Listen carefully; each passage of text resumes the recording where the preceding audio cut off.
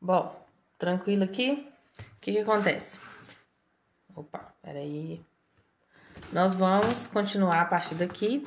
A gente vai falar do modelo de Rutherford, tá? O que é? Ele fez esses experimentos aqui. Esse experimento, que é o experimento, a gente chama de experimento da folha de ouro. Esse aqui, tudo bem? Bom, como que é o experimento da folha de ouro? Lembra que o Thomson falou que o átomo, na verdade, então, era como se fosse um pudim, né? Seria uma massa mais mole, positiva, com os elétrons incrustados. Elétrons seriam as passas, beleza? Aí, o que o Rutherford fez? Ele foi e falou assim, não, então vamos fazer alguma coisa para provar que isso é verdade ou não. Como? Ele utilizou uma folha de ouro, tá vendo aqui, ó? Isso aqui é a folha de ouro que ele utilizou, tá? Para que ele utilizou uma folha de ouro? Porque o ouro, nós vamos ver que é um metal e ele pode ser maleável. O que é maleável? Transformado em lâmina, tá? Então, ele pode ser transformado em uma lâmina bem fininha. Então, o que ele pensou? Ele falou assim, olha, eu vou pegar um átomo da tabela periódica, no caso ele pegou aqui, ó, o polônio, beleza? E que ele é alfa emissor. O que é isso? É um átomo radioativo que emite partículas alfa. E essas partículas alfa são positivas, tá? Ele colocou ele em volta de um cubo de chumbo, por quê? Porque primeiro que ele não queria, que já sabiam, né, que a radioatividade causava câncer, causava mal à saúde. Então ele colocou dentro de uma caixa de chumbo para não fazer isso, e também para direcionar a emissão dessas partículas alfa, tá bom? Bom, então ele colocou numa abertura que aí direcionava esse feixe de partículas alfa, tá? Que iam cair direto na folha de ouro, tá bom? Ô, gente, eu tô tentando explicar o máximo possível para ficar entendível. Por quê? A gente vê aula online, né, dos professores, tem mais recursos, tal, já tem mais tempo com isso, que eles conseguem mostrar, mas talvez de algum jeito vocês não entendam. Não acho ruim, não. Vocês podem lá olharem outras explicações também, se não entender, ou me mandar mensagem a qualquer momento, tá? Bom, continuando. Então, o feixe de partículas alfa batia aqui na folha de ouro. E qual que era a ideia do Rutherford? O seguinte, se o feixe batesse nos átomos aqui da folha de ouro e fosse um átomo igual que o Thomson falou, que é um átomo, né, ainda não é tão maciço, mas ainda era uma massa, né, como se fosse um pudim. O que bate num pudim, volta, não é isso? Então, ele esperava que as partículas que batessem aqui voltassem, que é o que aconteceu aqui, ó. Feixe de partícula alfa desviadas. Elas voltaram, bateram aqui na folha e voltaram aqui, tá? Esse aparato aqui, ó, em volta, é uma tela fluorescente, tipo aquelas telas, tipo uma folha, como se fosse do raio-x.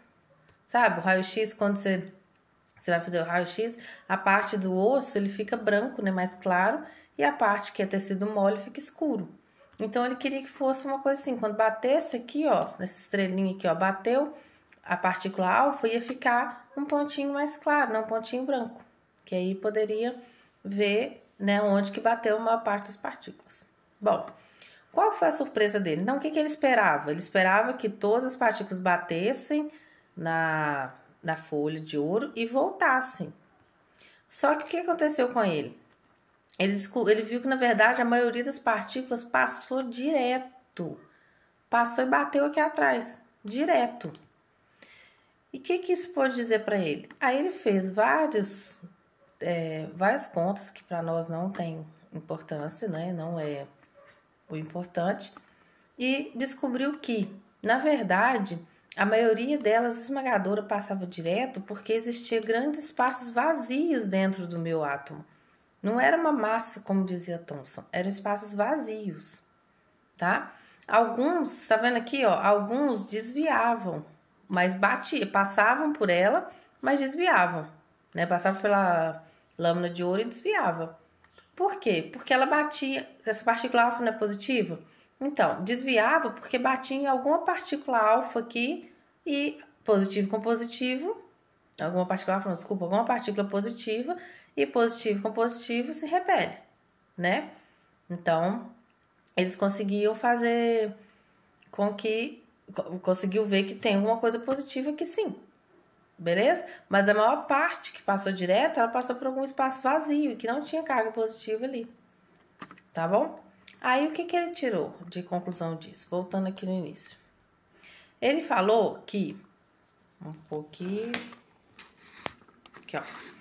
Ele falou que, na verdade, o meu átomo era como se fosse um modelo planetário. Então, esse é o nome que a gente vai falar dele aqui, ó. Modelo planetário. O que é isso? Que quando eu tenho, né, um núcleo pequeno, denso e positivo. Lembra essas palavras? Núcleo pequeno, denso e positivo no centro do átomo. E os elétrons rodando em volta do átomo, que chama-se eletrosfera. Beleza? Então ele falou isso, ele falou que não era uma massa, como diz Thomson. Na verdade, a massa, a parte que tinha peso, estava toda aqui no núcleo, tá? Com a parte positiva. E que em volta desse núcleo eu tinha os elétrons rodando e esses elétrons praticamente não tinham massa, tá? Eu falo praticamente porque existe uma certa massa, mas ela é tão pequena, tão ínfima, que eles não contam como massa, tá bom? Então, vamos voltar aqui nas coisas. O que ele falava então? Eles deram o nome para ele de modelo planetário, modelo de Rutherford, tá? Ele fez o experimento com as partículas alfa, no qual viu que a maioria passa direto, né? Comprovando que os átomos não são maciços, tá?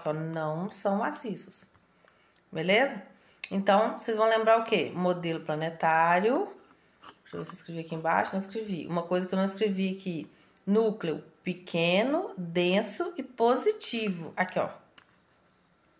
Positivo. Beleza? E o que acontece?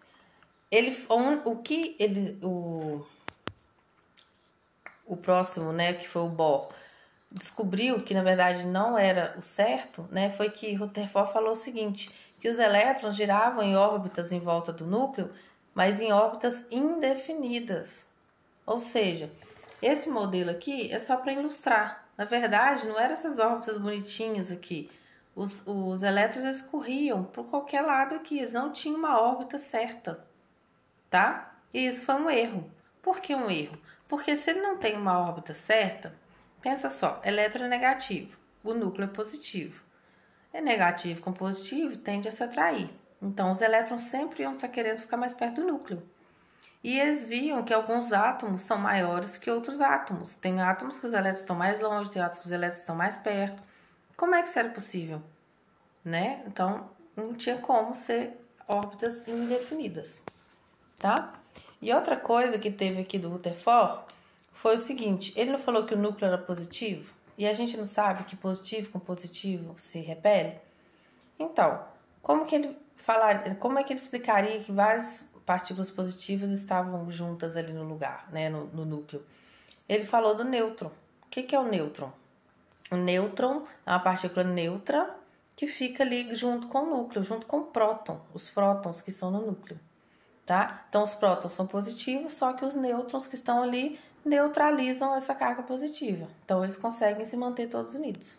Para isso que surge o nêutron, tá bom?